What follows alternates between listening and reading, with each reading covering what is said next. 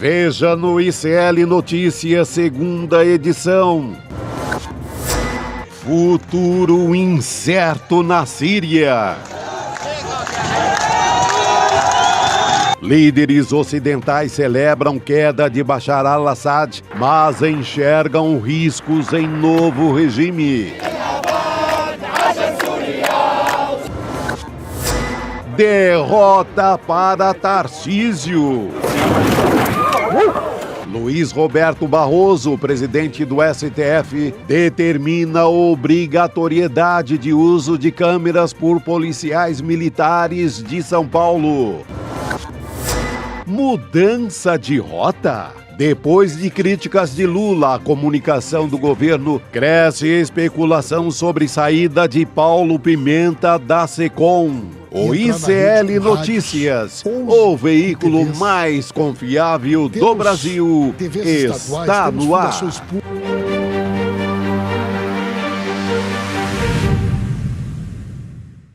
Olá, boa noite. Seja muito bem-vindo, seja muito bem-vindo. ICL Notícias, segunda edição no ar, ao vivaço nessa segunda-feira, comecinho de semana, final de ano, dia 9 de dezembro de 2024. E a gente tem muita notícia aqui. Ainda não acabou, gente. Só acaba quando termina. Boa noite, Sá, Rodrigo Viana. Vai demorar. Tem Natal ainda. Calma, Gabi. Hoje a formação tá completa, hein, O gente? time tá completo. E tem um elemento surpresa ainda aqui. Nossa. Presencial, mais tarde. Craque de bola, hein? Tá comemorando o título até agora. Daqui a pouco ela vem aí. Já deu spoiler, então. dei spoiler. Já. Quem pegou, pegou. É isso. A referência. A gente tem muita coisa para tratar. A nossa abertura aí falou novamente, né, da situação que a gente tem no Oriente Médio agora, depois da queda do Bashar al-Assad. Uma bandeira, até Rodrigo vai explicar, oficial na Síria, né? Aliás, uma bandeira diferente da oficial. Agora, talvez já seja uma virada de regime oficial. e tem uma virada de bandeira aí.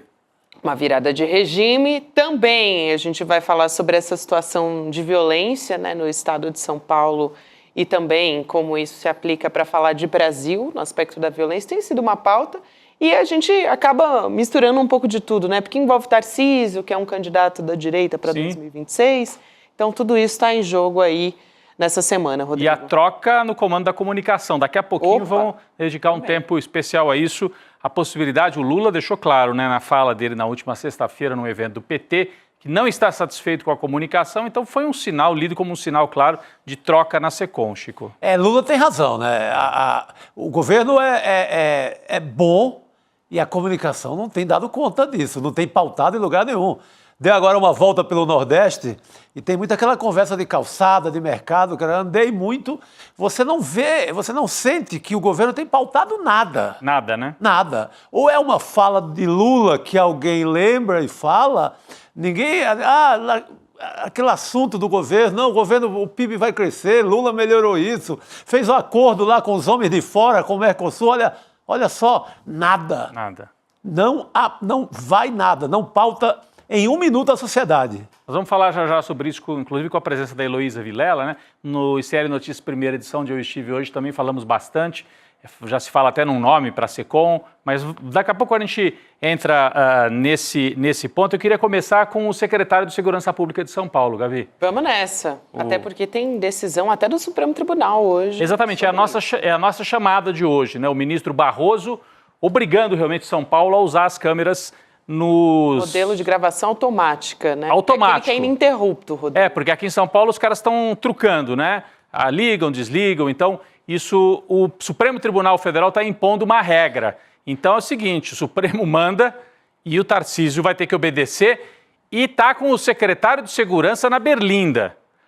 Mas vamos falar rapidinho sobre o perfil. Quem é esse Guilherme Derrite, hein? As pessoas falam, um policial militar. E né? Um policial que foi inclusive expulso da tropa por matar demais. Mas olha o que saiu hoje, Chico. Ele é chegado num jatinho, viu? Os voos secretos de Derrite, matéria especial da revista Piauí, de João Batista Júnior e Arthur Menescal, inclusive fotos feitas pela própria Piauí. O Derrite para lá e para cá, viajando em jatinho de empresário. Rapaz, é Bahia, interior de São Paulo. Sicília, gosta de empreitar. Voa muito, rapaz, voa muito. Então, o título da matéria é Os voos secretos de Derrite, Mas eu acho que podia ser chamado assim, As Aventuras de um PM Playboy. As aventuras de um PM Playboy com um jeitão daquela turma que gosta, agora tá na moda, né? Beach tênis, sabe essa coisa assim? Tem até um personagem aí na internet que imita o rico paulista, né? O que acha que é rico, às vezes nem é rico, mas o Derrite tá achando que tá entrando pra turma. Essa entrada no avião assim mostra que ele tá se sentindo por dentro da turma da grana em São Paulo. Então, o Tarcísio é bancado pela turma da grana e o Derrite tá pegando carona, literalmente no avião. Separei alguns trechos do que você está falando, que tipo de viagem que é. Separamos alguns trechos aqui desta reportagem, que é da revista Piauí, saiu hoje, começo da tarde. Então, essas fotos são do quê? Ó, manhã do dia 5 de dezembro, quinta-feira, o secretário de Segurança Pública de São Paulo, Derrite, chegou ao setor de jatos executivos do aeroporto de Brasília. 9h20 da manhã, ele vestia calça social, camisa azul claro, sapatênis, e estava acompanhado do seu ajudante de ordens, o major Henrique Urbano. Estava acompanhado também do deputado Maurício Neves, do PP, o partido Lira, e do empresário José Romano Neto, o Zeca, e até de um membro do governo Lula, que estava pegando carona ali junto. O clima era de descontração. Neves usava camiseta, bermuda e tal, como se pode ver aqui nas fotos. Então, ele pegando carona. De quem que era o avião? Vamos para a página seguinte, que vai explicar Rodrigo, aqui. Alguns diriam que o maior crime seria o uso de sapatênis. O sapatênis, exatamente. Embarcando A aeronave que Derrite usou é um jato Bombardier Global 5000. Tem 16 lugares e custa cerca de 50 milhões de dólares. Pertence a duas empresas de amigos de Derrite. G5K Participações, cujo dono é Sérgio Comolatti, e Farm Empreendimentos, de propriedade de Zeca Romano. São homens de negócios. Comolatti tem um conglomerado de empresas, além de ser dono do Terraço Itália, famoso ponto turístico de São Paulo. Então, ele estava embarcando o Derrite no avião desses dois personagens da alta burguesia paulista, né? Tá bem entrosado já com a turma. Zeca Romano é um dos donos desse avião, é filho de Maria Beatriz Sete, presidente da Autoviação ABC, empresa de transporte de ônibus em São Bernardo do Campo. O Zeca, que é um dos donos do avião e é filho da Maria Beatriz Sete, é chamado de Príncipe dos Transportes. Então, essa é a turma que estava transportando o Derrite, que gosta de aparecer como durão e tal, mas curte uma carona, curte um jatinho. Vamos para a próxima aqui? Vamos para a próxima página aqui? O recente voo de Derrite nas asas de amigos podia ter sido uma exceção, mas está virando hábito. Então, eles estavam contando de uma viagem no 5 de dezembro, né? Mas a Piauí descobriu que no feriadão de 7 de setembro do ano passado, Derrite e o amigo Zeca Romano foram a um evento social em Trancoso, onde também estava Guilherme Mussi, ex-deputado federal pelo PP. Então tinha deputado federal do PP naquele voo anterior e tinha o Guilherme Mussi também do PP no voo do ano passado. Derrite viajou até lá, mas é certo que voltou para São Paulo a bordo de um outro avião, o Cessna Citation, que é propriedade do Mussi. Então ele gosta de deputado rico, ou empresário. A turma do PP, progressistas. O jato e tal, com capacidade de 9 passageiros, pousou no Campo de Marte. Então, isso aqui é só para mostrar que ele é um habitué, vai para lá e para cá. Então, foi de Brasília para São Paulo, de São Paulo para Trancoso, e tem uma viagem, a próxima aqui, para Sicília, para Itália, uma festona lá, ó. Eles têm se cruzado com frequência. Entre 10 e 13 de outubro, Derrite tirou uma licença do cargo para empreender uma viagem à Itália a fim de tratar de assuntos de interesse particular. Era o aniversário de 40 anos do Derrite, que ele comemorou, sabe aonde? Em Taormina, na Sicília. Chique demais, hein, Chico? Nossa, muito chique. Também havia outras 3 festas naquele dia. O casamento de uma irmã do Zeca Romano. O Zeca Romano, pelo visto, é o parça, manda, né, na parada. É o parça do Derrite. Várias festas ali na Sicília. Então fica de olho nesse sujeito, porque ele se apresenta como durão, matador e tal, e é também um aliado dessa burguesia que quer levar o Tarcísio à presidência, e o Derrite estava sendo cotado para ser candidato a governador ou a senador, viu, Chico? Sim. Quando ele começou a ser atacado por causa dos episódios todos de violência aqui em São Paulo, apareceu o presidente do Progressistas do partido, o Ciro Nogueira, e falou: não, ninguém ataca o Derrite, ele é nosso, ele é um quadro e ele vai ser candidato em 2026 a governador ou a senador. Eu estou trazendo isso aqui, ó, o que disse o Ciro Nogueira. Derrite merece aplausos depois da matança toda, hein? Então é o partido PP. Por que será que seguram tanto a mão dele? O que ele sabe? Né? Com quem que ele circulou? A gente viu ali. Tá juntinho com os deputados, com os empresários, a turma que provavelmente financia também campanhas. Não sabemos, não temos certeza, mas é gente da grana. Então o Ciro dizia, merece aplauso e será nosso candidato ao governo de São Paulo ou ao Senado. Vamos ver se ele se mantém. Essa candidatura ao Senado é para valer, viu? Essa é, né? Em bastidores do PP, na política de São Paulo, é dado como certo o caminho dele e havia uma possibilidade de governo do Estado no caso do Tarcísio não disputar, mas eu acho mais difícil. Mas ao Senado é para valer, é projeto político. Não, interessante que tem quando você falou na Sicília, eu lembrei de uma série que se passa em hotéis muito luxuosos, a White Lotus. Mas ele foi nesse hotel? Ele foi nesse hotel. Ele foi nesse hotel. Nossa, Chico. É White Lotus. É demais. Que é uma série incrível, maravilhosa, recomendo. Mas são assim, o Hotel da Sicília é um negócio que você fica babando ali vendo a série. Então, o Derrite estava no cenário de White Lotus. Então, é o PM Playboy. Matança com hotel de luxo, uma mistura que acho que a elite brasileira gosta bastante, né? Adora! É tiro, bang bang e hotel de luxo. E jatinho. É uma beleza. E financiamento privado, e mistura de grana privada para as campanhas públicas. Mas é bem lembrado. Outro dia eu vi um vídeo, ele numa festaça também, em Maresias. Não está na matéria porque não tinha avião, é aí pertinho. Mas era também numa baita festa, ele cantando ali no palco. Era a festa de algum político importante. Não, acho que está citado no finalzinho dessa matéria. Também. Acho que é o último trecho aqui, pessoal, que a gente não tinha mostrado ainda. Fala dessa festança aqui que o Chico está dizendo. Se der para recuperar ainda, aqui, ó. Derrite partiu para a praia de Maresias, no litoral norte de São Paulo. Foi celebrar o aniversário do deputado Maurício Neves. Tá. E aí o cantor latino entoava a música Conquista, de Claudinho e Bochecha, e saudou o secretário que estava na pista de dança. Bora, Derrite! É isso aí. Já tá em... É matança e mamata. Matança e mamata, matança e White Lotus o estilo do Derrite. A gente está fazendo. Latino, né? Uma coisa assim, rolê coquetel daqueles, hein? Como é que é festa estranha com gente esquisita? Né? Olha só, esse é o tipo. Olha o relojão e tal. Mas está mantido pelo Tarcísio. Mexe em tudo, mas não mexe com ele. Então, eu acho que ele tem uma ligação. Não é só que... Depois de ler tudo isso, saber dessas viagens, não é só a questão ideológica. Não é só porque ele representa o bolsonarismo com essa coisa de matar.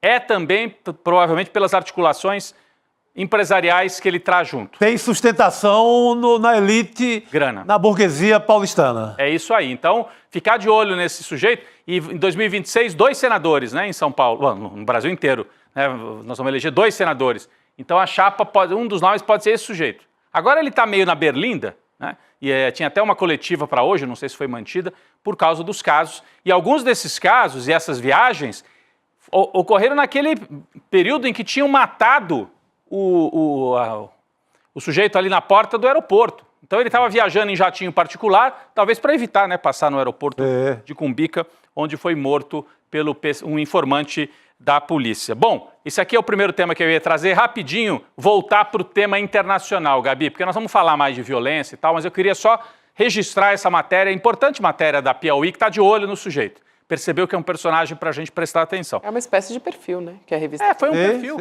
Foi um perfil importante, porque ele está aí, é o braço direito do Tarcísio em São Paulo, né? Vamos voltar para o internacional, para o tema internacional. Síria. A gente viu aqui na abertura, e a gente tem visto desde ontem, desde sábado, que na Síria começaram a aparecer umas bandeiras novas, né? Que é a bandeira que simboliza o novo regime que se pretende implantar na Síria. Essa bandeira aqui, ela é verde, branca e preta.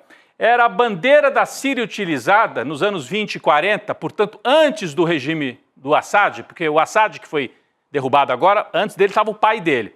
Então foi um regime que durou 50 anos. Mas antes do Assad, primeiro que a Síria foi um protetorado francês, uma colônia, né, para dizer o nome certo, francês. E depois teve um período independente, usava esta bandeira que está sendo trazida de volta pelos manifestantes. Mas por que eu estou falando disso? Então derruba o governo, já traz uma bandeira nova. A bandeira antiga, que era a bandeira do Assad, vamos colocar aqui na tela, essa aqui, ó. Essa aqui é a bandeira que a gente estava acostumado até uma semana, essa era a bandeira da Síria, com as 2 estrelas. Esta bandeira, que é a bandeira oficial da Síria desde 1972, tem uma simbologia muito importante. Por quê? Essas três cores, vermelho, branco e preto, se você olhar bem, as bandeiras do Iraque, do Egito, de vários países ali naquela região, são tricolores assim, olha. A do Iraque também, né? E por quê? Voltando para... essa aqui é a bandeira do Egito, né? Seguem sempre esse padrão. Voltando para a bandeira antiga do Assad, essa aqui das 2 estrelas. Vocês sabiam que nos anos 60 houve uma República Árabe Unida, né? Juntando o Egito e a Síria. Tentaram fazer o chamado pan-arabismo, fazer uma grande federação de países árabes. E o Egito e a Síria, durante um tempo, estabeleceram essa unidade. Durou pouco tempo, 3, 4 anos, e depois se desfez. Mas eles tiveram uma tentativa, e era o movimento do nacionalismo árabe. Governos que se instalaram aqui nos anos 50, 60, 70, 80, que traziam uma ideologia que era a seguinte: nacionalismo, controle do petróleo, governos laicos, não tinha nada a ver com religião, deixava a religião de fora, construção nacional, anti-imperialismo, por isso que eram os governos do nacionalismo árabe ou pan-arabismo. O Nasser, né, que presidiu o Egito, era um dos principais líderes desse movimento. Outro líder, o Gaddafi, da Líbia, vocês lembram? O Gaddafi foi derrubado, foi morto após aquela rebelião incentivada pelo Ocidente. Ele coordenava um governo, era o ditador Gaddafi, mas a Líbia era um país com um certo nível de desenvolvimento, com independência nacional e projeto nacional, e laico, né? Então, Gaddafi na Líbia, o Nasser no Egito, o Saddam Hussein no Iraque. O Saddam Hussein no Iraque era desse mesmo movimento. Olha aqui as cores, ó. As mesmas cores. Então, era um movimento só que veio dos anos 50, 60, 70, 80. Quando caiu a União Soviética e os Estados Unidos falaram, agora é só nosso, agora o mundo é nosso, partiram para cima desses governos todos, porque eram polos de poder que entravam em conflito com os Estados Unidos, não aceitavam o imperialismo, tinham um discurso de enfrentamento com o imperialismo norte-americano. Saddam Hussein foi derrubado, preso, enforcado. Então, Gaddafi derrubado, Saddam Hussein derrubado e enforcado, né? O último elo desta cadeia, que é histórica no mundo árabe, era justamente a família Assad. Então, a derrubada do Assad é o ponto final nesse movimento, que era um movimento importante, um movimento de resistência não religiosa, de resistência com projeto nacional, projeto econômico, controle do petróleo. Tudo isso foi ruindo. Começou com as primaveras árabes ali, né? Aquela movimentação, democracia, que bom, né? Que bom que vai ter democracia. Democracia é coisa nenhuma, era para derrubar governos que desafiavam, em parte, os Estados Unidos. E assim foram derrubando. Gaddafi, Saddam Hussein, o Egito teve troca de governo, mas não foi tão dramático como em outros lugares, né? Acabou se mantendo. E o Assad foi o único que não caiu dessa turma toda, e não caiu porque a Rússia apoiava, né? Eu quis trazer a bandeira porque a bandeira da Síria, a bandeira que agora foi abolida, era um resquício dessa história. Então, a gente prestar atenção que na derrubada do Assad tem também essa história. Observar como o panarabismo, o nacionalismo árabe tem um ponto final, né? Pelo menos esse estilo, né, que vinha lá dos anos 50, 60, 70. Daqui a pouco a gente pode falar mais sobre isso, mas eu, quando vi a bandeira assim, achei que era importante trazer esta história toda e colocar numa perspectiva, né, numa perspectiva mais histórica, de médio prazo. A queda do Assad, fim de uma ditadura, gente, é muito mais do que isso, né? É muito mais do que isso. É a derrubada do último elo desse projeto de poder que desafiava o Ocidente e que tinha o apoio agora no finalzinho da Rússia, né? Tinha o apoio da Rússia e assim que o Assad se mantinha. Quando a Rússia não foi capaz de oferecer apoio para o Assad, caiu e agora vamos ver o que vai acontecer. Daqui a pouco a gente tem a presença, né, do professor Guilherme Casarões para ajudar a analisar o que vai acontecer nesta Síria, que já não é essa. Então sai essa bandeira e vem a bandeira com aquela faixinha verde em cima, aqui, ó. Essa é a Síria. É uma Síria colonizada? Porque, inclusive, retoma a bandeira de um período em que a Síria era protetorado francês? Ou é uma Síria sem um governo centralizado? O que vai acontecer na Síria? Facções em guerra? A Líbia até agora é um país desorganizado depois que caiu o Gaddafi. Então vamos esperar, daqui a pouco o professor Casarões vem ajudar a gente a entender tudo isso. Gabi, era só assim um início aqui que eu queria trazer para a gente conversar um pouco. Excelente, Muito bom. professor Guilherme Casarões, que é da FGV. Entendi de absolutamente tudo, né? Ele é cientista político também, especialista em política externa, extrema-direita, então ele vai nos ajudar. Ele se conhece, tô riscado. Daqui a pouco ele vem aqui conversar com a gente. Tem também, Rodrigo, hoje é segunda-feira, viu? E sabe o que isso significa? O quê? Chico Pinheiro Entrevista. Daqui a pouquinho. Daqui a pouquinho, depois do nosso programa, você acompanha a entrevista com o José Genuíno, político, ex-deputado federal, ex-presidente nacional do PT, que fez uma leitura sobre esse momento que a gente está vivendo, uma leitura política e, assim, uma entrevista imperdível, de fato, com o Chico Pinheiro a partir das 7h30 da noite. E também dá para entrar, você que ainda não entrou no grupo de WhatsApp do Chico Pinheiro Entrevista, tem o icl.com.br/grupo do Chico, para você poder receber as mensagens antes, os spoilers de entrevista, tudo isso você pode ter acesso nesse grupo. Então fica a dica aí para você, hein, gente, para receber spoiler antes. E a gente conta aqui no ICL Notícias, segunda edição também. Você fica aqui no link e acompanha daqui a pouquinho. Vamos chamar o nosso quarto elemento? Agora sim. Quarto elemento é bom. Nosso quarto elemento. É que Tinha um desenho animado que falava isso. Boa noite. O Rodrigo Viana, ele deu a informação, que ele falou que ela está comemorando até agora. Mas como não comemorar? O botafoguense, que tanto sofreu durante tantos anos, tem que comemorar. Então, é bom que a gente fala disso no começo, porque tem muito assunto difícil. Todo dia é uma taça agora. Todo dia é uma taça, né? Não para mais. A gente tá até ficando acostumado já, viu? Mas é bom que a gente vê o sorriso de Heloísa. Merece. Eu não vi a minha família, mas vamos lá, que hoje tem muita coisa pra gente Vamos, porque você tem aqui informação para trazer pra gente. A gente vai falar da comunicação do governo. A gente adiantou até isso na abertura do programa. Mas o presidente Lula participou de um seminário do PT na última sexta-feira. E lá ele fez críticas à área da comunicação. Por isso que isso está sendo assunto aqui. Foi assunto no ICL Notícias, primeira edição também. E se ganhou mais força a especulação de que o ministro Paulo Pimenta, da SECOM, pode acabar sendo substituído, né? Deixar o posto lá na SECOM para o publicitário Sidônio Palmeira. Ele fez a campanha do Lula em 2022 e é um conhecido de longa data, né? Do presidente Lula e do PT também. Vamos ver o que disse o presidente Lula a respeito disso? A gente montou aqui uma aspa do presidente Lula durante esse seminário do PT. Ele falou o seguinte: há um erro no governo na questão da comunicação. E eu sou obrigado a fazer as correções necessárias para que a gente não reclame de que a gente não está se comunicando bem. Então, assim... É bem direto, né? É algo que a gente já vinha conversando, né? A imprensa já vem falando sobre isso. É a primeira vez que o presidente Lula fala tão abertamente. em público. E olha que o Lula gosta das metáforas futebolísticas ou etc. Nessa ele foi pá! Direto. Não deixou dúvida. Eu levei um susto, vou te falar, quando eu li isso, eu falei, gente, ele falou assim abertamente, porque a gente ouve isso no Palácio, ó.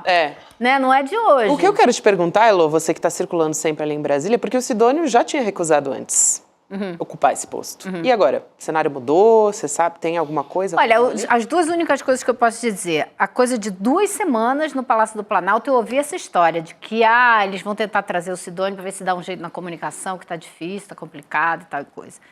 Só que hoje também me ligou gente do governo dizendo, olha, esquece, você acha que ele vai largar o que ele está fazendo, os compromissos que ele já tem, os contratos para vir trabalhar no governo, duvido e odó. Então, a gente continua sem saber. Agora, fato é que o Lula falou abertamente de algo com certo atraso, né? Porque desde o começo do governo, dos primeiros 6 meses do governo em diante, a gente aqui já vinha falando isso. Está difícil essa comunicação. A população não fica sabendo das coisas.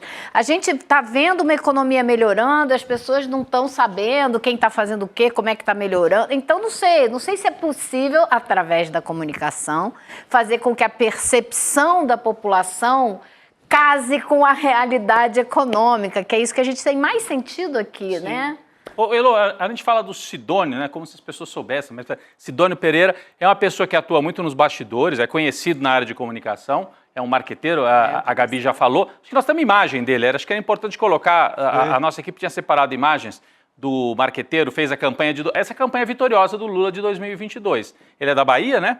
E está sendo cotado para esse cargo. Aí, olha, esse que aparece ao lado do Lula. Esse seria o Sidônio, que já tem ido informalmente, né, para fazer algumas consultorias. Apaga uns incêndios aí também, né? No pronunciamento do Haddad do pacote econômico, e parece que ele deu uma ajuda ali na hora de gravar. No discurso, né?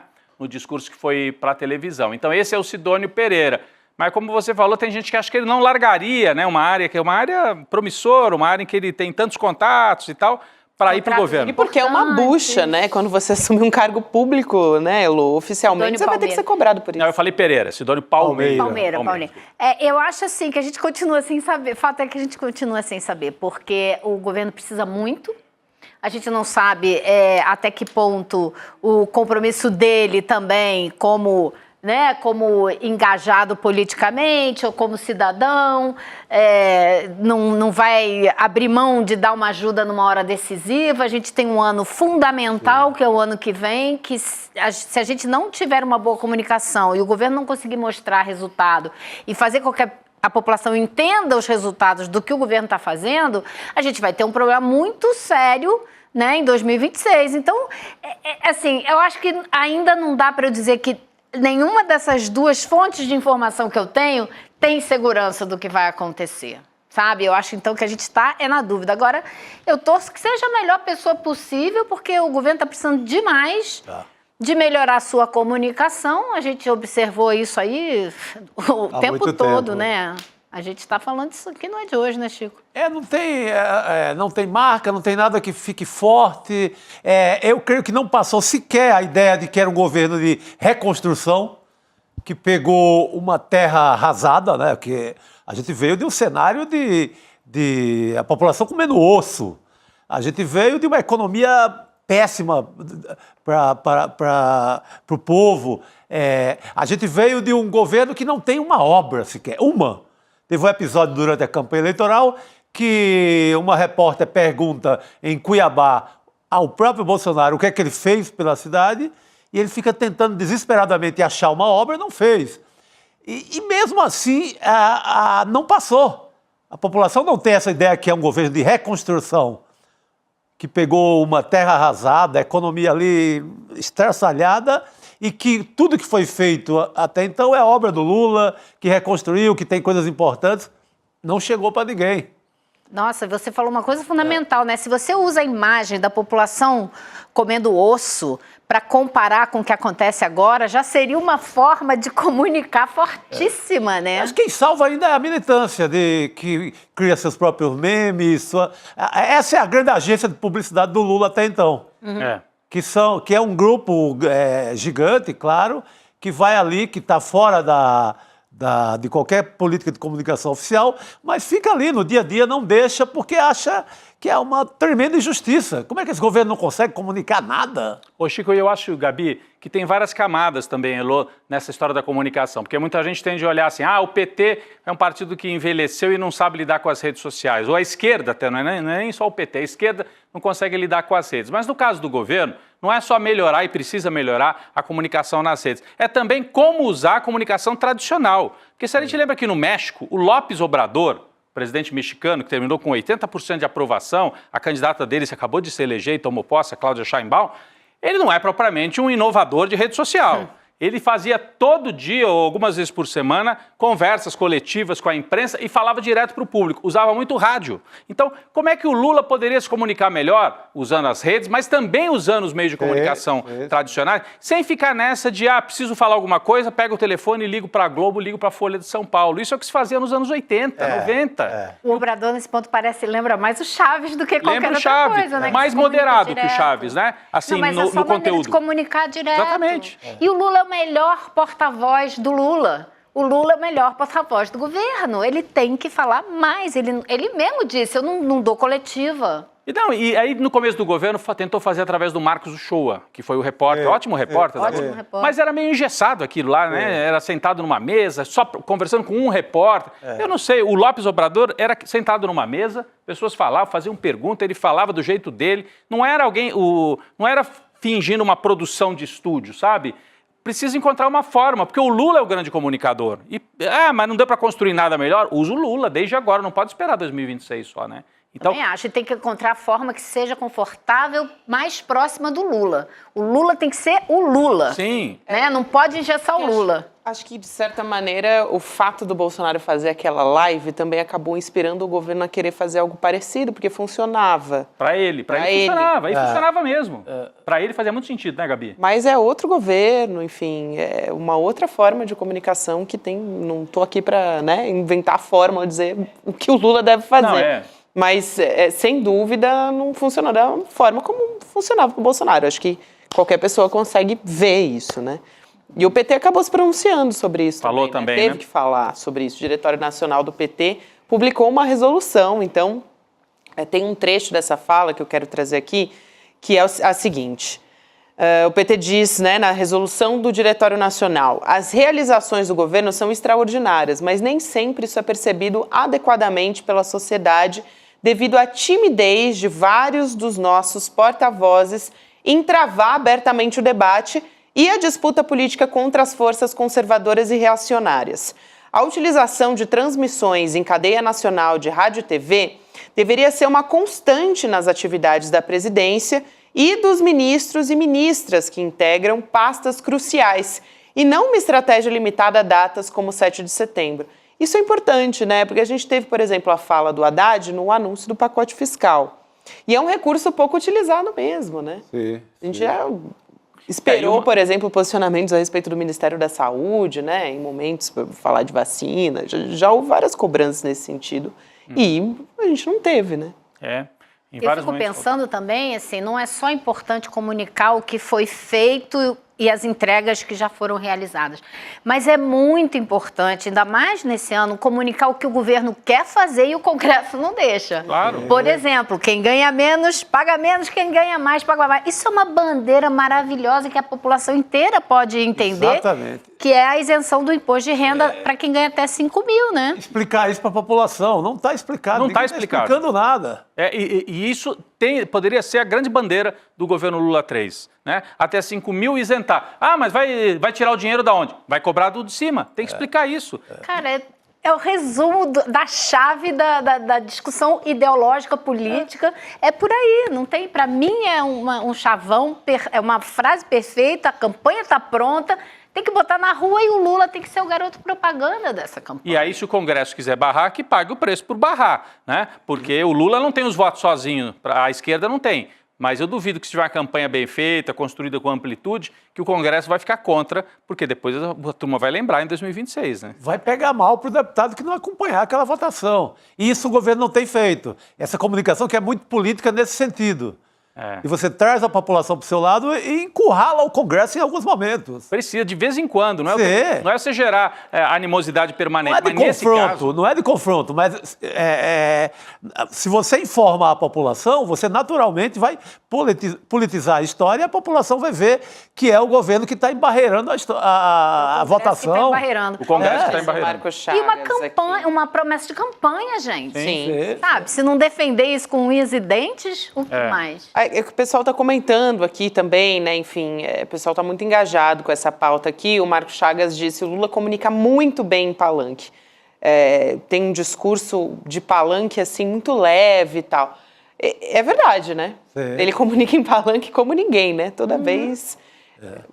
Ele se comunica muito facilmente, né? Tem uma linguagem muito acessível. Teve um momento muito bom, que é aquele momento do rádio, Lula na era do rádio. Isso. Que o Lula viaja, fala a Rádio Verdes Mares, a Verdinha lá no Ceará, fala na Rádio Clube do Piauí, fala na Rádio Meio Norte do Piauí, vai a Minas, fala noutra rádio, Espírito Santo, ele faz uma rodada e ele fala aos comunicadores regionais, de grande audiência, e fala de uma maneira muito simples e clara tudo que está acontecendo. Aquele momento, o Lula sobe em popularidade. Aquele foi o momento em que o Pimenta saiu da SECOM, foi lá para o Rio Grande do Sul, e a SECOM ficou com o Laércio, que era o número 2, e que o Laércio tinha, Laércio Portela, se não me engano, que ele tinha a experiência do governo do Franklin. Quando o Franklin foi SECOM, o Franklin Martins adotou exatamente essa estratégia. Furar o bloqueio de Globo, UOL e outras coisas com a mídia regional. Sim. E ele adotou essa estratégia, mas durou 1 mês, 2 meses no máximo, parou. E parou. Por que parou, né? Todo dia era assunto aqui pra gente, lembra? Lembra, Porque sempre claro. tinha uma frase legal, alguma outra história. Agora, óbvio que isso aliado à comunicação ultramoderna de redes sociais. As duas coisas juntas. As duas coisas, não pode assim, não fala mais no rádio, porque o rádio ninguém escuta. O rádio no Brasil inteiro se escuta. Tem penetração e deixa, e as falas do rádio ficam. Mas também com outro lado, com um craque também nas mídias digitais, né?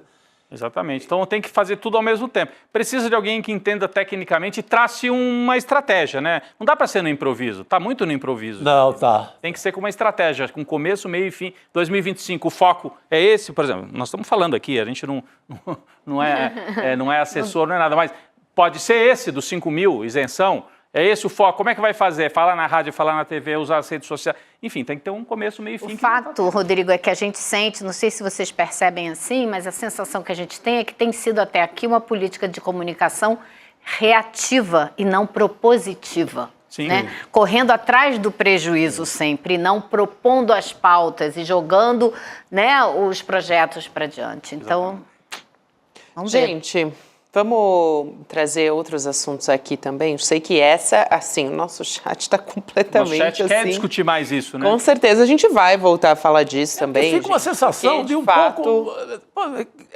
só vejo número bom na economia, só vejo fatos assim de Brasília que poderiam estar sendo bem comunicados, poderiam repercutir na Reconstrução imagem dos do Lula. programas sociais, né? Minha Casa Minha Vida. Todos os programas foram abandonados, destruídos. A recuperação da cultura. Tem tanta coisa para falar, né?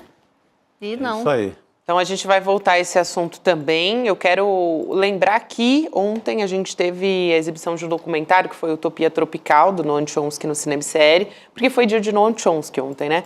Então é um filme bastante didático sobre a vida dele e também do próprio Noam Chomsky, né? Ele traz a visão dele, conversando ali com o Celso Amorim, um diplomata brasileiro. Para quem é assinante do ICL, eu tenho uma notícia para você primeiro.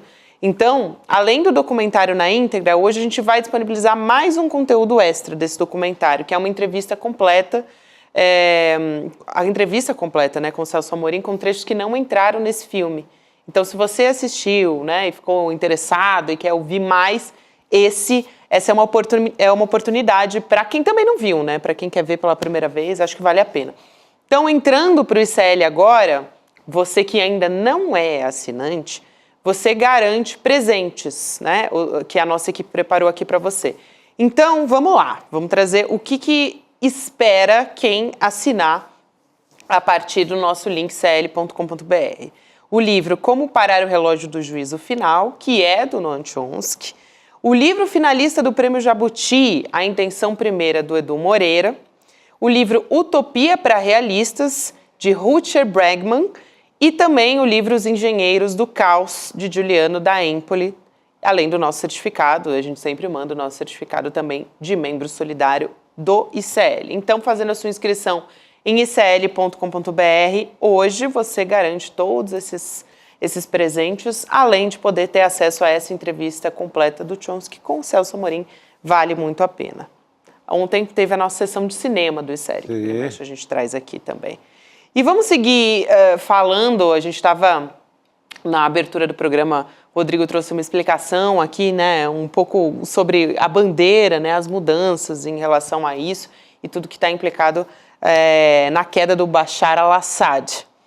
A gente agora vai falar a respeito disso, dessa disputa de poder que vem a partir da queda, né, do Bashar al-Assad, que fugiu para a Rússia, para não ser capturado, né, pelos rebeldes. Para então, não ter o mesmo fim do Saddam Hussein exatamente, e do Muammar Gaddafi. Exatamente. E agora tem muita coisa em jogo lá no Oriente Médio. A gente vai conversar com o cientista político, mestre em relações internacionais, o Guilherme Casarões. Então vamos primeiro dar boa noite, professor. Professor, seja muito bem-vindo, prazer te receber. Obrigado. Boa noite, Gabi, Rodrigo, Elô, Chico, é um prazer estar aqui com vocês. Boa noite. Boa noite. Acho que vale a pena a gente começar trazendo um pouquinho, claro que a gente vem falando sobre isso, né? Mas para quem está chegando agora, quem era o Bashar al-Assad, né? Ele ficou 24 anos no poder porque ele era a dinastia al-Assad, né? Ele herdou o regime do pai dele. Então, quem é Bashar al-Assad? Você está vendo aí na tela, para quem está só me ouvindo, vale a pena dar uma olhadinha agora.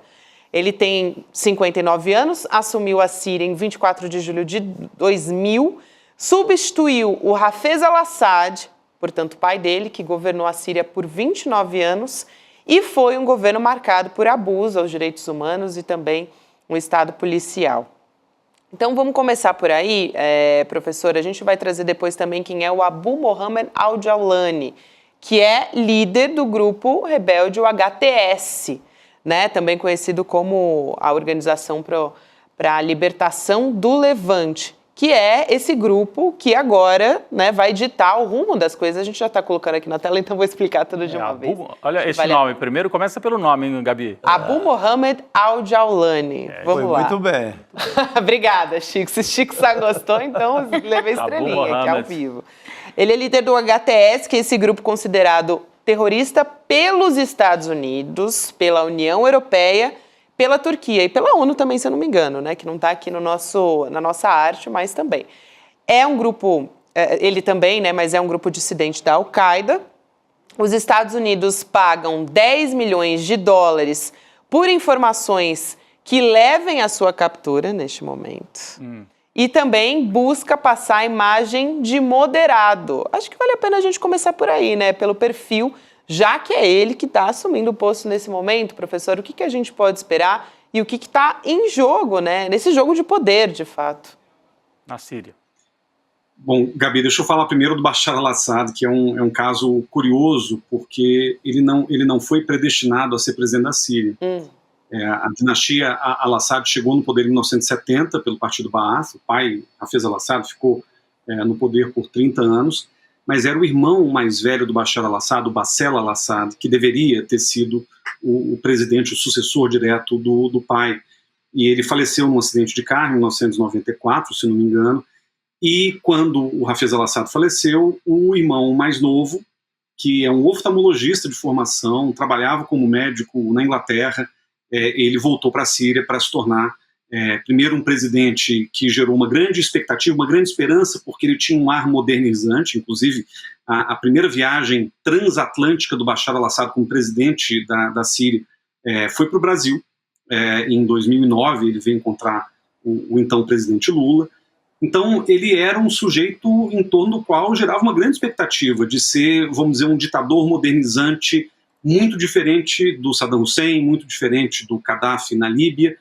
E depois da Primavera Árabe, quando se inicia a Guerra Civil Síria, a repressão e a brutalidade do Bashar al-Assad mostraram uma outra faceta completamente diferente, né, de um ditador que efetivamente governou com mãos de ferro, ou tentou manter o país unido com mãos de ferro ao longo desses últimos 13 anos, mediante ou em meio a acusações de uso de armas químicas, de brutalidades contra minorias. Quer dizer, aí você começa a ter um monte de acusações contra ele.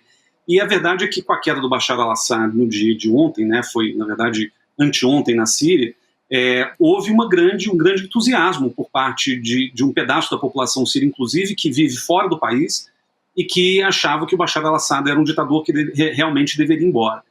Acho que a grande questão que se coloca é o que a gente está vendo hoje substituir Bashar al-Assad no poder. Porque o grupo HTS, o grupo, né, o Hayat Tahrir al-Sham, é um grupo que teve nas suas origens um vínculo com a Al-Qaeda e que a certa altura da Guerra Civil Síria chegou a se vincular ao Estado Islâmico. Ou seja, é um grupo que possui, pelo menos por esse histórico, uma forte influência da ideologia salafista, jihadista, do Islã sunita, e portanto a gente está falando não só de um radical, né, de um membro da oposição ao governo sírio, mas sobretudo de um fundamentalista islâmico. Agora, o al-Jawlani, que, enfim, agora chega ao poder e a gente não sabe em que medida ele vai ter condição de controlar a Síria efetivamente, ou condição de manter o poder, mas o fato é que ele chega depois de um longo processo de rebranding. Muitas pessoas me perguntaram nesses últimos dias o que explica esse avanço tão rápido dos rebeldes que saíram de Idlib, tomaram Alepo, tomaram Homs, tomaram Damasco numa questão de menos de uma semana. Na realidade, os rebeldes já estavam preparando esse avanço há muito tempo. Né? O próprio al-Jawlani, as primeiras declarações públicas dele lá em 2016 ele ainda era leal à Al-Qaeda, né, não mais ao Estado Islâmico, mas à Al-Qaeda, ele se apresentava com um turbante, com roupa preta, com um AK-47 na mão, era uma figura de um fundamentalista, né, um grupo extremista, enfim, ele representava isso. Desde 2021 a gente vê uma mudança completa na identidade desse sujeito, que passa a usar gel no cabelo, apara a barba, veste um blazer e se torna uma figura que, inclusive, apesar dos Estados Unidos estarem oferecendo recompensa por ele, é um sujeito que vem dando entrevistas para a imprensa internacional com alguma frequência, quer dizer, tentando se tornar palatável aos olhos não só das minorias dentro da Síria, mas também aos olhos do próprio Ocidente, principalmente, né? Então é uma figura que a gente não consegue interpretar de maneira muito clara. Pode ser, inclusive isso tem dividido analistas nesses últimos dias, pode ser um golpe de marketing, um sujeito que tentou limpar a sua imagem para tentar expandir com alguma legitimidade para frente do regime, tentar tomar o regime na Síria, mas pode ser que ele tenha aí alguma expectativa de fazer uma reconciliação nacional. Ainda não sabemos, e assim, eu pessoalmente, tendo acompanhado o Oriente Médio há mais de 20 anos como acadêmico, eu sou muito pessimista com relação ao que uma figura como essa pode trazer para a Síria. Se o Bashar al-Assad, que vem de uma dinastia cinquentenária, não conseguiu manter o país organizado e minimamente estruturado, um grupo como esse dificilmente vai conseguir reconquistar a soberania da Síria, né, nos próximos tempos. Esse é um risco que a gente tem que contabilizar e a gente tem que incluir na nossa conta. Agora, como fica... Perdão. Não, vai, Lô. Como fica... Bashar al-Assad não conseguiu manter o país unificado também por conta da situação geopolítica, de outras forças externas que também tinham interesse que ele não continuasse, né? O que eu gostaria de entender agora, como que estão essas forças? Como elas estão olhando para a Síria? Qual é o tipo de influência que elas querem ter sobre esse novo futuro país? O Eloy, é só pedir para colocar o mapa da região para ajudar nessa pergunta que você fez. O professor, né? O mapa, por favor, pessoal. O entorno da Síria. Isso, o entorno da Síria, o Irã, porque a Síria era um país governado por um alauíta, né, mais próximo dos xiitas, né, e agora cai para o lado dos sunitas, parece. Mas esse é só um dos aspectos, professor. Está aí o mapa, o Irã, a Síria, a Turquia um pouco ao norte, o Iraque, Israel, né? Como é que, assim, para responder a Heloísa, diante desse mapa da geopolítica ali da região? Gente, esse mapa é super útil e eu sempre penso o conflito civil da Síria em 3 camadas. Você tem uma camada que é interna. A Síria é um mosaico de minorias étnicas e religiosas. É um país predominantemente árabe sunita, mas você tem uma minoria drusa significativa, você tem uma minoria curda significativa, você tem minorias cristãs significativas, e você tem os xiitas da Síria, que são os alauítas, que são representados pela família Assad, que governou o país por 50 anos, embora sejam laicos, né? Eles são de origem xiita, mas eles são fundamentalmente laicos na condução do Estado. Isso vem da origem socialista árabe, né, dos anos 60 e 70. Então, a Síria ela tem, numa primeira camada, uma disputa sectária, uma disputa de grupos políticos que estão batalhando pelo poder desde o início da Guerra Civil Síria, pelo menos, e hoje o país está fraturado entre um norte e nordeste dominado pelos curdos, em que os turcos que estão na fronteira têm particular interesse em combater, porque há uma expectativa de um Kurdistão independente que a Turquia abomina. Então esse é um aspecto. Existem minorias cristãs e drusas que de alguma forma vão ter que entrar nessa equação da reconstrução do país, e a disputa que dominou a guerra civil foi entre um governo controlado por xiitas, mas de orientação laica, e uma oposição majoritariamente radical, fundamentalista, sunita, com vínculos ideológicos com a Al-Qaeda, com a própria Arábia Saudita. Então, essa é uma questão ali muito complexa. Aí você tem uma segunda camada que é a regional. E todas as potências regionais, nesse momento, têm interesse no que vai acontecer na Síria, por se tratar de uma rota de passagem estratégica, por se tratar, em certo sentido, do coração do Oriente Médio. Então, a gente tem ali de olho nos espólios da Síria Israel, Turquia, Arábia Saudita e Irã. E aí vale lembrar um ponto que vocês comentaram e eu acho importante a gente ressaltar. O timing desse ataque, desse avanço para Damasco, ele aconteceu no momento em que os 3 aliados históricos do Bashar al-Assad estão muito enfraquecidos. O Hezbollah, no sul do Líbano, que é xiita, o Irã, que é a grande potência xiita da região, né, Hezbollah e Irã às voltas num conflito com Israel, que já se arrasta por mais de um ano, e a Rússia na Ucrânia, que também não tem condição de preservar mais o regime, deu asilo político para Bashar al-Assad, mas não tem condição de efetivamente participar desse conflito ou em qualquer tentativa de manutenção do regime. E aí você tem uma terceira camada, né, que é a grande geopolítica, a geopolítica das grandes potências, em que 2 atores são os mais centrais. A Rússia, de um lado, defendendo o regime de Assad, e, claro, perdendo a sua influência regional de maneira muito visível, com a queda do regime agora na Síria, né, as próprias embarcações russas que ficavam ali no porto, né, de Tartus, na região de Latakia, eles já estão evacuando a região, então isso me parece um sinal importante de que a Rússia está abandonando o apoio ao regime, está abandonando qualquer perspectiva de retomada do regime, e do outro lado você tem o Ocidente representado principalmente pelos Estados Unidos, né, que tem interesses também, né, na Síria, interesses geopolíticos na região como um todo. A Síria não é uma particular fonte de petróleo, por exemplo, mas é uma passagem estratégica até para gasodutos da região. Então a gente está falando de um país que desperta o interesse das grandes potências, e os americanos, claro, não são exceção. Agora, vale dizer com relação aos Estados Unidos o seguinte: a gente está observando aqui o comportamento do Partido Democrata, a gente ainda está no finalzinho da administração Biden. Os Estados Unidos têm bombardeado a Síria, posições do Estado Islâmico ali no centro do país ainda até hoje. Barack Obama bombardeou a Síria por anos a fio durante a Guerra Civil. Um governo Trump provavelmente será um pouco diferente, ele não deve se envolver de maneira tão direta, e é bem possível que ele terceirize para os seus aliados regionais, Egito e Israel, e sobretudo a Arábia Saudita, né, uma influência mais direta sobre o futuro do país. E, de novo, a gente não sabe exatamente para onde ele vai, mas existe uma perspectiva muito grave de o país virar uma Líbia ou um Iraque completamente fraturado, fragmentado, sem condição de se organizar. A gente espera que esse grupo que está agora assumindo o poder, ou uma coalizão de forças nacionais dentro da Síria, consiga reerguer o país, mas é muito improvável, dadas essas camadas geopolíticas que a gente tem incidindo diretamente sobre o conflito. Esse aspecto é muito interessante porque os Estados Unidos lançaram, né, ataques aéreos contra o território sírio, também Israel, justamente nesse vácuo, vamos dizer assim, né, que foi ocasionado pela queda aí do Bashar al-Assad.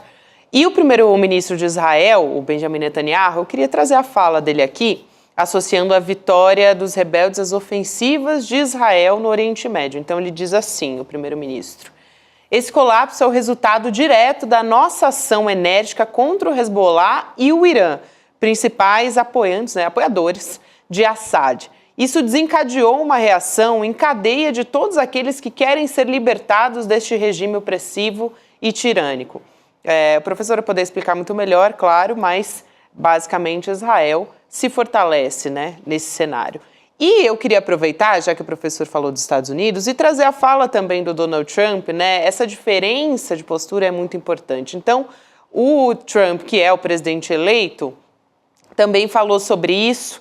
Ele disse o seguinte: o Assad se foi, ele fugiu do seu país, sua protetora, a Rússia, liderada pelo Vladimir Putin, não estava mais interessada em protegê-lo. Não havia mais razão para os russos colocarem a Síria em primeiro lugar. Perderam o interesse por causa da Ucrânia. Já o Joe Biden, né, o presidente, ele tratou de uma outra forma. Ele disse o seguinte: até que enfim o regime do Assad acabou. Esse é um momento de riscos e incertezas. Os Estados Unidos trabalharão com parceiros interessados para ajudá-los a aproveitar essa oportunidade. Ilustra bem o que o professor tinha acabado de falar, né? A diferença, né, Ilô, entre democratas e republicanos. E também... Não sei se republicanos, essa é uma questão até que eu quero levantar para Casarões. Se é o Donald Trump e democratas e republicanos. Isso, né, Lu? Exato. E o Netanyahu cantando vitória, claro, nesse momento, né? Ele prometeu: vou redesenhar o mapa do Oriente Médio, e aí está colhendo, parece uma vitória realmente, né? Mas acho que o professor tem que falar sobre isso. Não, isso é gravíssimo, na verdade. O Estado de Israel, a própria imprensa israelense recentemente divulgou que Israel pode ter ajudado os rebeldes nesse avanço, né, seja fornecendo armas ou logística, quer dizer, contribuindo de alguma forma, com georreferenciamento, qualquer coisa.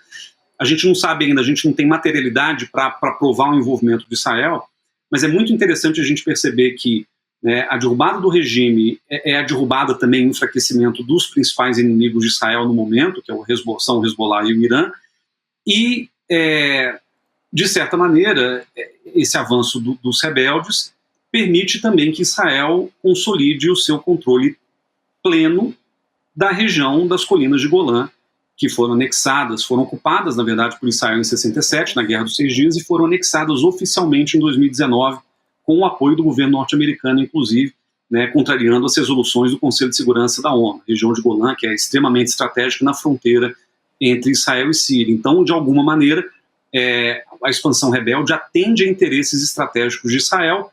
Não há como se comprovar o envolvimento direto, mas alguma ajuda a própria imprensa israelense noticiou que houve.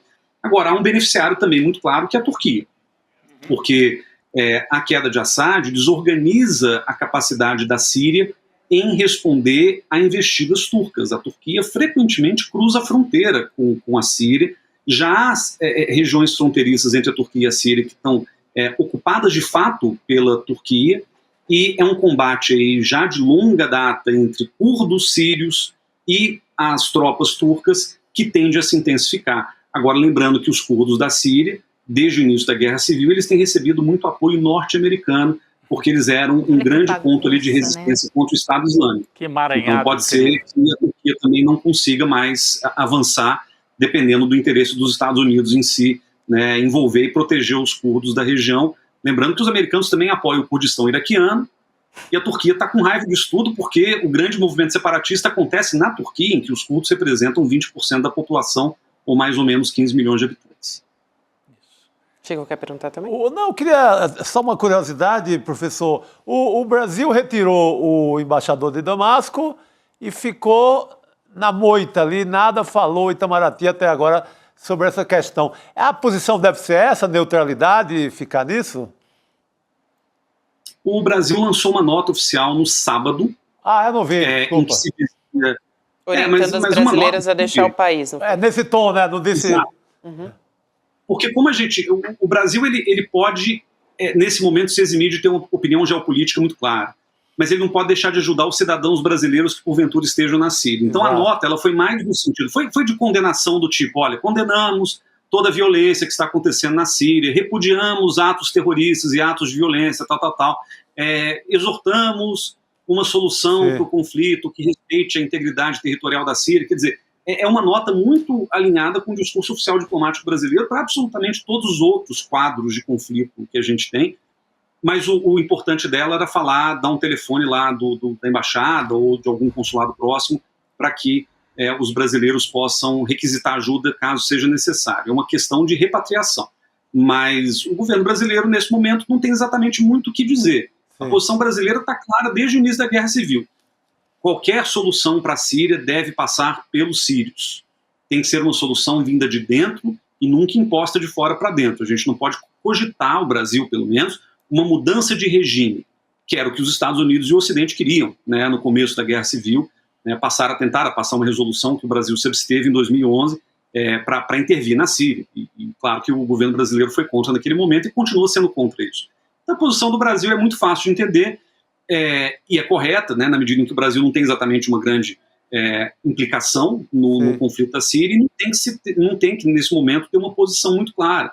Né? A incerteza é a palavra-chave para a gente, né, tentar começar a compreender esse conflito. Não tem como a gente saber o que vai acontecer daqui para frente, e o Brasil, como não tem exatamente como contribuir, é bom que nesse momento fique tranquilo, né, apoie todas as soluções tomadas no âmbito da ONU, porque a ONU é o lugar onde esses temas deveriam ser debatidos e, pelo menos, alguma tentativa de solucioná-los, e, ao mesmo tempo, deixa lá as forças Irã, Rússia de um lado, Estados Unidos e Arábia Saudita do outro, Israel, né, tentarem resolver o que a geopolítica aí do futuro vai nos trazer. Muito bem. Professor, quero agradecer imensamente a sua presença aqui. Olha, falo por todos aqui da nossa equipe que certamente foi uma das melhores entrevistas que a gente ouviu sobre esse assunto. Foi muito esclarecedora. Saímos entendendo mais um pouco da parada toda. Eu gostei daquele começo com as camadas, várias camadas da explicação. Muito bom. Obrigada, professor. Um prazer te receber. Obrigado. Obrigado. Até a próxima. Tchau, tchau. Obrigado. A gente vai ter daqui a pouquinho o Cacai aqui com a gente. Tem vários assuntos aqui para tratar com o Cacai. Várias camadas também. com o Cacai. Várias camadas, Elô, boa. A gente até falou sobre a decisão do ministro Barroso, né, a respeito das câmeras em São Paulo. Tem emendas parlamentares também, tem uma infinidade de assuntos. Mas a gente, falando ainda de internacional, tem um outro assunto que a gente vai tratar aqui, que é a polícia da Pensilvânia prendendo aquele suspeito de matar o Brian Thompson. Uma história impressionante essa história. É bem interessante, o Rodrigo.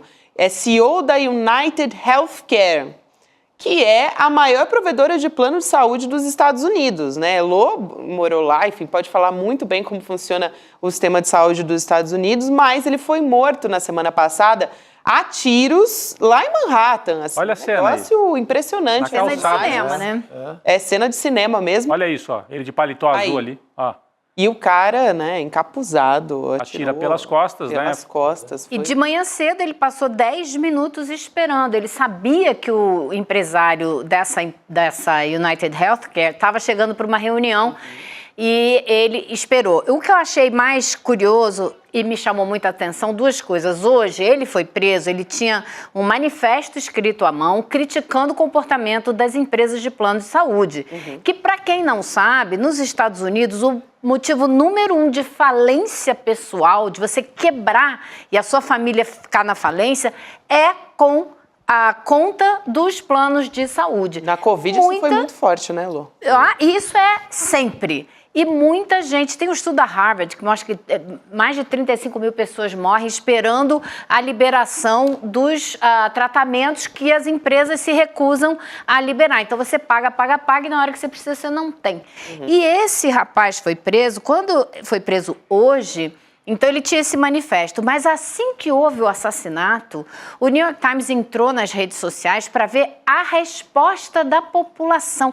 Isso foi realmente chocante. Se você tinha 80 mil comentários num Facebook, mais de 60 mil eram, de alguma maneira, se solidarizando com o assassino. Pessoas dizendo assim, sinto muito, minhas condolências não estão na rede. Que é quando você vai tentar pegar um médico e, não, a empresa de plano de saúde não deixa, porque esse aí não faz parte da rede. Eu vi até uma enfermeira dizendo, eu vendo o que as pessoas passam, como elas morrem sem plano de saúde, não poderia jamais me solidarizar com essa... Então foi assim... Levantou uma ira da população dos Estados Unidos porque tocou num problema central da vida da população, que não tem o seguro. E na hora que eu comecei a ver esses comentários, a primeira coisa que me veio na cabeça foi a cena final daquele primeiro filme do Coringa. Aquela explosão de violência desorientada, né? Sim, é um ódio sem canal para ser levado e ser produtivo, porque as pessoas não estão mais aguentando. Então, assim, trouxe... E ele tem um detalhe, as balas que ele usou, elas tinham 3, cada uma tinha uma palavra escrita, que é deny, são três palavras que fazem parte do título de um livro, de um advogado que escreveu justamente, o Jay Feinman, que escreveu um livro para explicar o que as empresas de plano de saúde fazem e o que você pode fazer para se defender. Ele é um especialista em direito do consumidor e fala justamente do absurdo que é o tratamento que as empresas de plano de saúde dão para a população, como elas negam o serviço, e o cara escreveu nas cápsulas das balas as 3 palavras do título desse livro aí, Delay, Deny, Defend. Ou seja, alguém muito bem informado sobre tudo o que acontece com serviço de saúde privado nos Estados Unidos. Esse rapaz tem 26 anos. E ele se formou nas melhores escolas. Ele fez mestrado. Ele é um cara super considerado. Ele foi um dos melhores alunos da turma. Luigi Mangione é o nome dele. É um crime, vamos dizer, político, a gente pode dizer de alguma maneira assim? Com certeza. Mas assim, de rebelião. É que normalmente a gente associa um crime político a alvos governamentais. Nesse caso é um alvo do poder, mas do poder econômico, né? Do poder das grandes redes de assistência de saúde, mas não deixa ele ter uma conotação fortemente política. É chocante, né? Ele atira pelas costas, ninguém está achando que é... Ele sai lentamente para conferir se o cara morreu mesmo, ele sai... Ele dá mais tiros ali mais próximo. Para ter certeza que ele morreu. Certeza, É um crime político, sim. Atravessa a rua e se manda ali. Que conseguiu, se tinha objetivo ou não, trazer à tona mobilizou, né, a população. O depoimento da população americana e a sua insatisfação óbvia com o fato de o tratamento de saúde não ser um direito, né, e ser usado para o lucro e não para o cuidado com a população. Então é isso que esse livro fala muito, como as empresas colocam o lucro na frente do cuidado e a população fica à mercê. E a vítima era um CEO, né, o principal executivo da maior empresa de assistência. Empresa que no ano passado faturou, eu até anotei isso aqui, ela faturou 281 bilhões de dólares. Caramba. E esse CEO ganhou no ano passado 10 milhões de dólares num ano, gente. Então você veja que a ira da população não é descabida e não é sem propósito. É um dos problemas chaves dos Estados Unidos. E do Brasil também.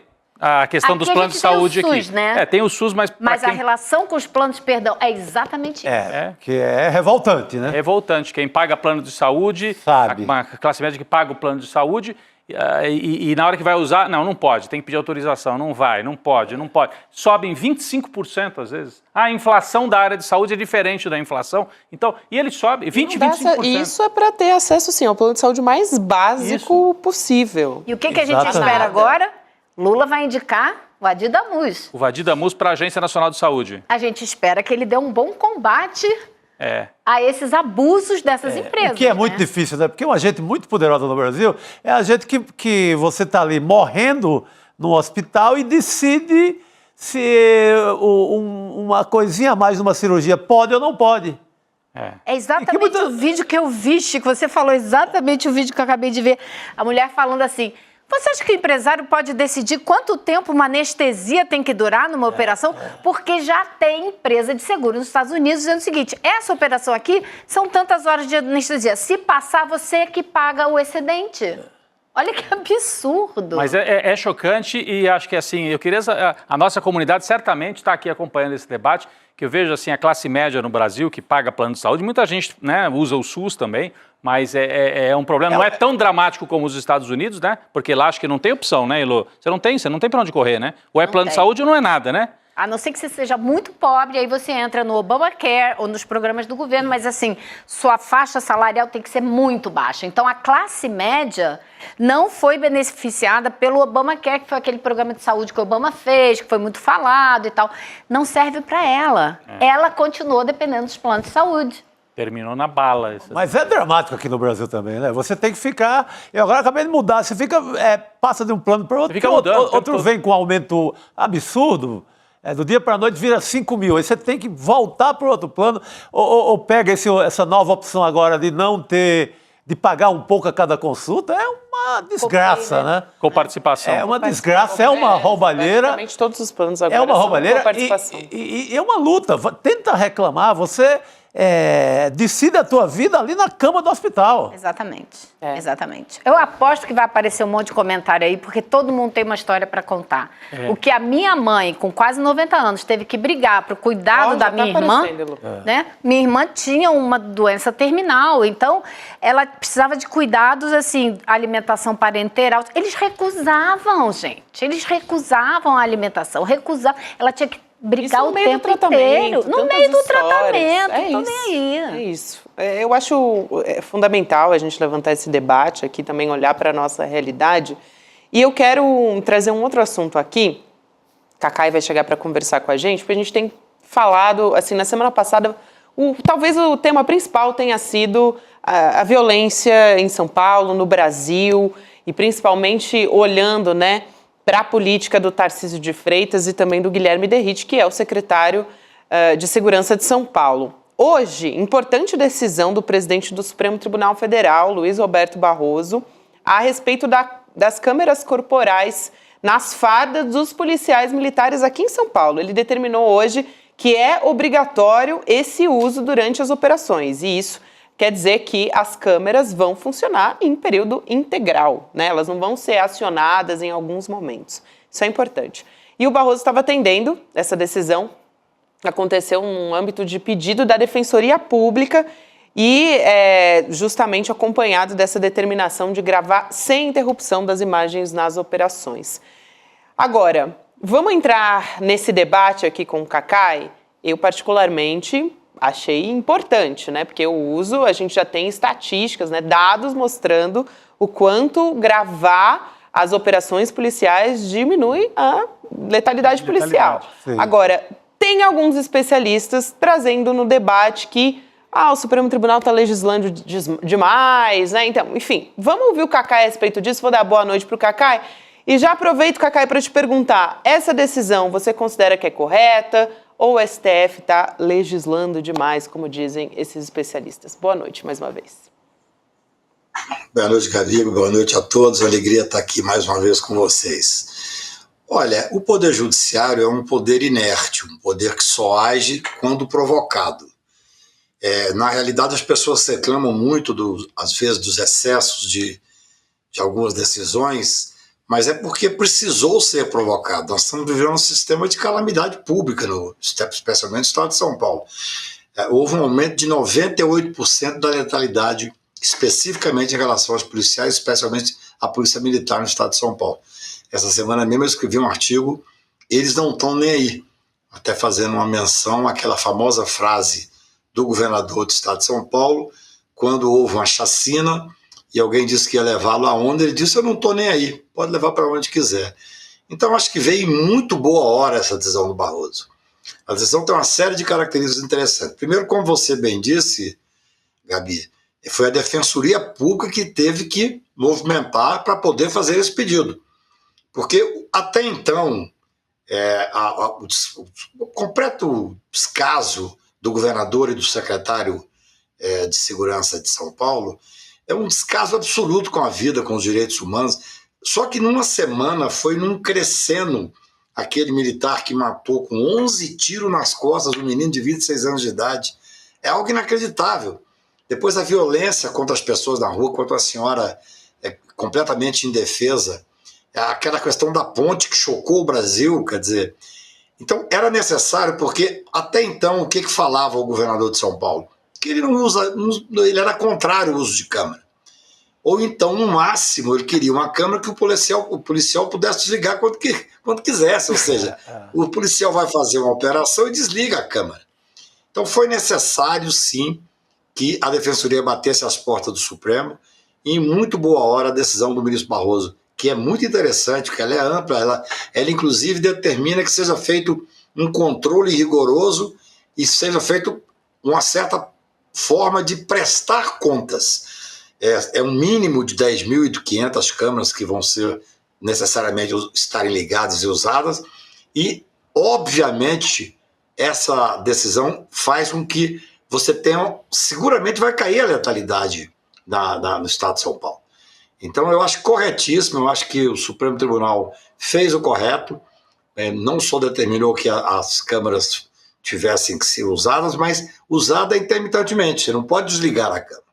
Então esse tipo de discussão, se o Supremo às vezes está quase legislando porque decidiu demais, não, decidiu no caso concreto a pedido da Defensoria Pública e fez muito bem.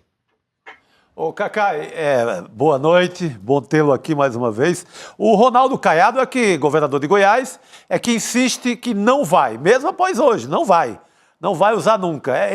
Ele estabelece uma certa desobediência, é uma polícia que mata muito também, é uma polícia com um índice de violência, de abuso em relação a direitos humanos, assim, que empata com a de São Paulo, no mínimo. Ele usa esse radicalismo em relação à polícia que não vai usar a câmera para se posicionar politicamente como mais à direita do que o próprio Tarcísio, para ter um lugar ali na eleição de 2026, e insiste que não vai usar. Será que ele topa desobedecer o STF agora? Chico, como é que você avalia? Será que eu posso fazer um acréscimo? Por favor. Porque é importantíssimo isso que você fala, mas mesmo aqui em São Paulo, Tem um relatório da Defensoria Pública de São Paulo, que foi enviado também para o Supremo, é interessante para o Cacai comentar junto, mostrando que tem, olha, 457 pedidos feitos pela Defensoria para ter acesso às imagens dos policiais militares. Ter acesso às imagens. Ou seja, e Muito metade, importante. 48% não foi nem respondida, gente. Então, quer dizer, assim, outros pedidos também foram enviados já sem imagem, porque a bateria da câmera estava descarregada. Aplicaram o Miguel ali. Enfim, a Mônica Bergamo publicou essa informação. Eu achei importantíssima, porque na realidade não se tem acesso, né? Mesmo a política implementada, entre aspas, vamos dizer assim. Por isso é que é interessante ver a decisão do ministro Barroso como um todo, porque ela determina o número mínimo de câmara, determina que a câmara não pode ser desligada, faz a obrigatoriedade do uso da câmara, e também determina que sejam feitos relatórios, se não me engano, mensais, para justificar o que está acontecendo. Veja bem, hoje no Brasil, infelizmente, há uma briga por esse legado da ultradireita, né, que é esse Derrite lá, que é o deputado federal que hoje é secretário. Esse cidadão, quando perguntaram a ele por que ele tinha mudado uma determinada unidade, ainda quando ele era tenente, ele disse, olha, na real, porque eu matei muito bandido. E ele é indicado de quem? Ele é indicado do senador Flávio Bolsonaro, filho do ex-presidente Bolsonaro. Exato. Então, nós estamos vivendo uma época em que há uma briga por essa política cada vez mais violenta. No estado de Goiás, evidentemente, se a Defensoria bater as portas agora do Supremo Tribunal, como fez a Defensoria de São Paulo, e tiver uma determinação do Supremo Tribunal, é óbvio que o governador Caiado vai ter que cumprir. Hoje, como não existe uma determinação, ele tem essa autonomia. Vocês se lembram quando ele foi para aquela reunião dos secretariados dos governadores que o presidente Lula convocou? Sim. E ele foi fazer basófia na presença do presidente, dizendo que a questão da segurança em Goiás estava completamente resolvido, que não tinha por que preocupar em Goiás. Foi até ridicularizado na hora, na frente de todos, porque ele estava sendo indelicado até, Chico, com os seus colegas governadores, né? Exato. Como se ele dissesse, vocês são os bananas, porque lá em Goiás não tem problema de segurança. Como a gente conhece como é que é a realidade. Até é interessante notar, vocês devem estar acompanhando, que tem agora uma certa investigação lá em Goiás, porque desapareceu dados de um celular na morte de uma pessoa que ligada ao governador e está sendo investigado. Então, se a Defensoria Pública do Estado de Goiás, seguindo essa linha que fez a Defensoria Pública de São Paulo, bater as portas do Supremo Tribunal Federal, eu não tenho nenhuma dúvida que sair a decisão do ministro Barroso, evidentemente vai ser cumprida. Você pode notar que a mudança começou a se dar quando a pressão começou a ficar muito grande. Esse assunto virou um assunto obrigatório no Brasil inteiro. Sim. Em todas as redes de televisão, de rádio, em todos os lugares que você ia. O próprio governador Tarcísio viu que existia um abuso além da conta e disse, olha, eu estava completamente errado. Só que ele queria usar essas máquinas, mas de maneira que o policial tinha o controle de quando ligava e desligava. Não pode ser assim. Eu espero que a Defensoria Pública de Goiás bata as portas do Supremo Tribunal Federal e aí nós vamos ver se o governador vai ou não cumprir a decisão do Supremo. Tomara, Cacá. Eu queria trazer um outro assunto aqui que a Elô acompanha muito bem também. A gente falou do impacto das decisões políticas do Supremo, do Barroso. Tem um outro assunto que é a respeito do Flávio Dino, né? Ele rejeitou um pedido da Advocacia Geral da União para que reconsiderasse a decisão, né, dele e derrubasse as condições que estavam estabelecidas para liberar as emendas para o Congresso Nacional. O STF, é bom a gente lembrar disso, né, liberou o pagamento de emendas, só que com critérios de transparência e rastreabilidade, o que estava incomodando, né, Lô, bastante ali o pessoal do Congresso Nacional. Imagina o Congresso ter que dizer onde é que vai botar o dinheiro público, gente, que absurdo, né? Onde já se viu? Não, eu acho interessante, Cacai, porque você fala... Por uma decisão dessa. Não, e é interessante que você fala que o STF tem que ser provocado, né? E foi uma ação do PSOL que provocou essa discussão. Não caiu do céu, não foi de graça. O Dino não acordou um dia feliz com a vitória do Botafogo e resolveu ir lá fazer, né, tomar uma decisão dessa.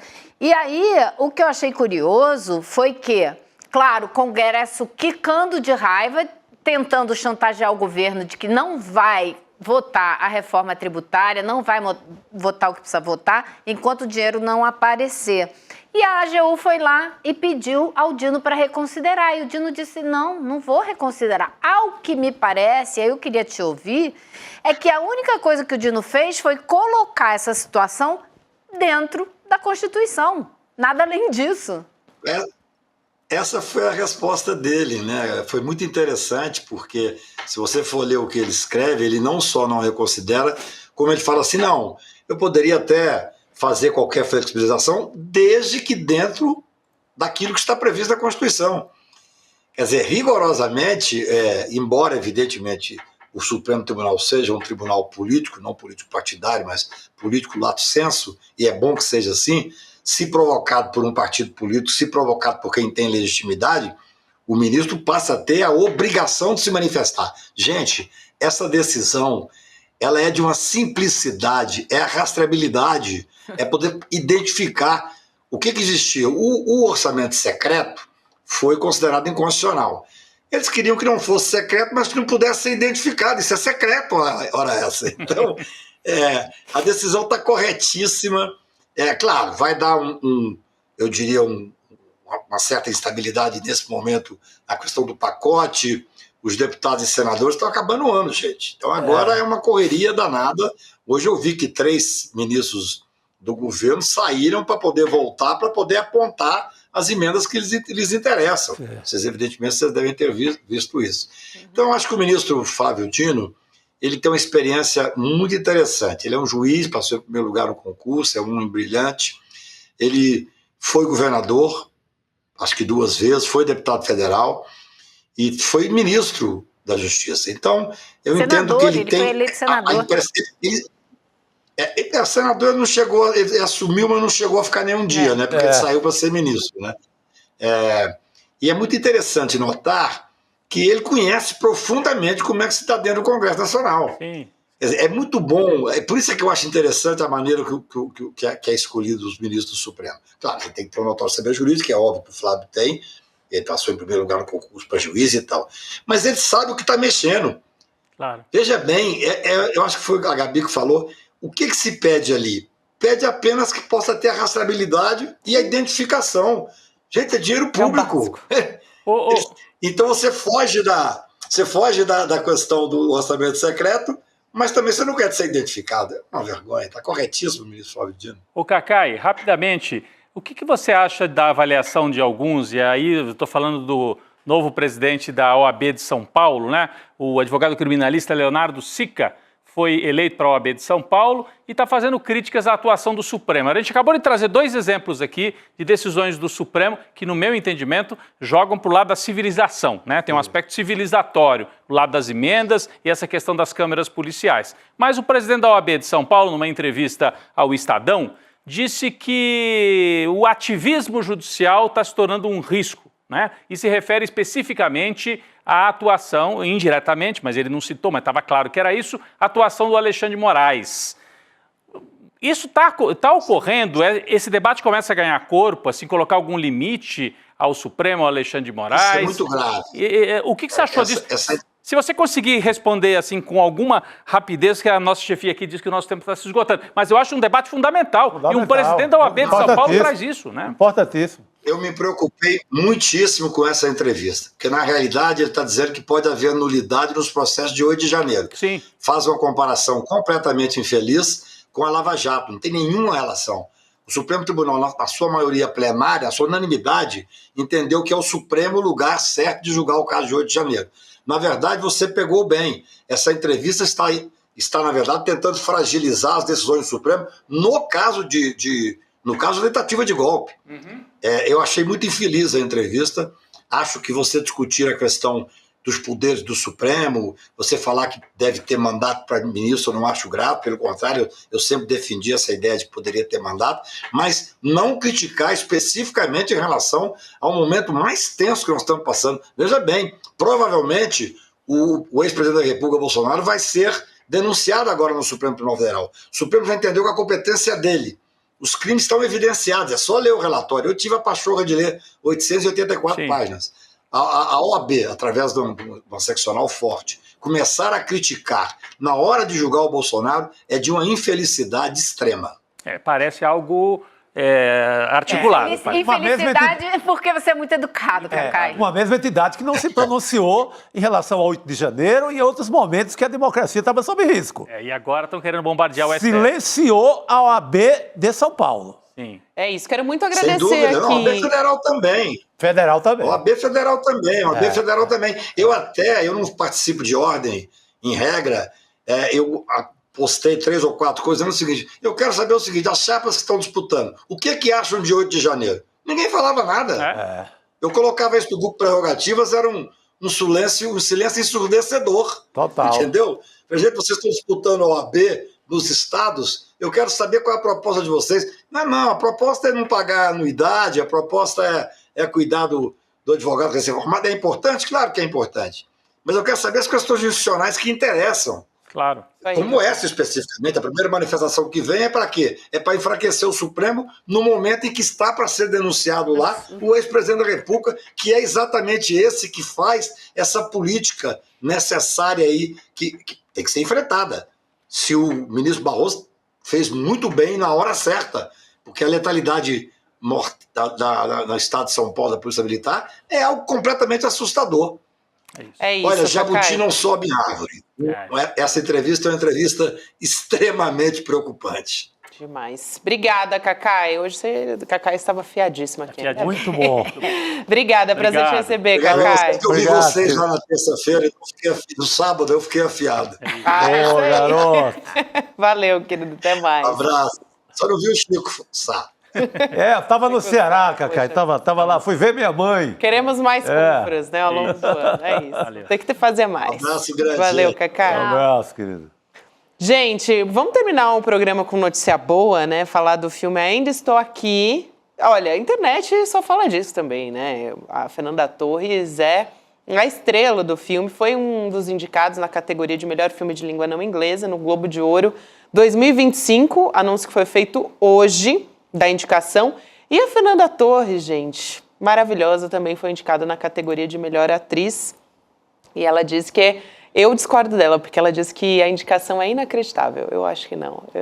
Ela merece. Acho que ela merece. Mais do que merece. Demais. Tem um videozinho, não tem? Vamos assistir? Videozinho. Gente, nomeada ao Golden Globe, tô aqui no Glen com Rebeca em Londres. Hoje tem sessão aqui, uma loucura. Beijo inacreditável. E Walter, 25 anos depois dele com a minha mãe, realmente a vida presta. Beijo. Que legal, vídeo né? maravilhoso, né, gente? Já ganhou melhor roteiro no Festival de Veneza em setembro, o filme.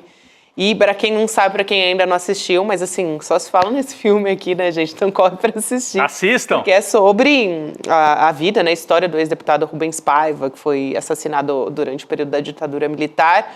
E assim, é muito mais do que isso, né? É sobre a vida particular dessa família também. É um filme muito delicado. A mulher dele, sobretudo.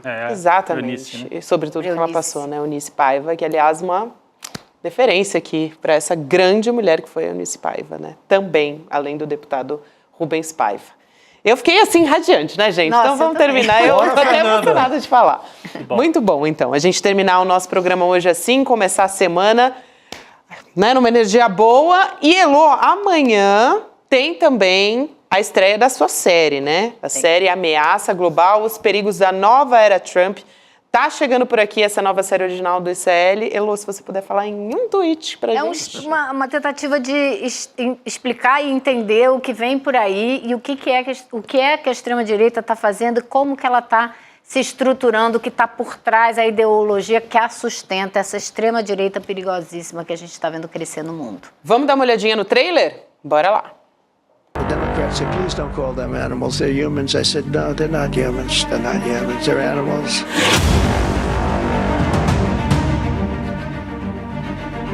They're eating the dogs, the people that came in, they're eating the cats, they're eating the pets of the people that live there. Most of the people in this room voted for a wall. I will get it built. worried about anything in particular? Our women's rights. Climate change is one of the greatest con jobs ever because global warming didn't work.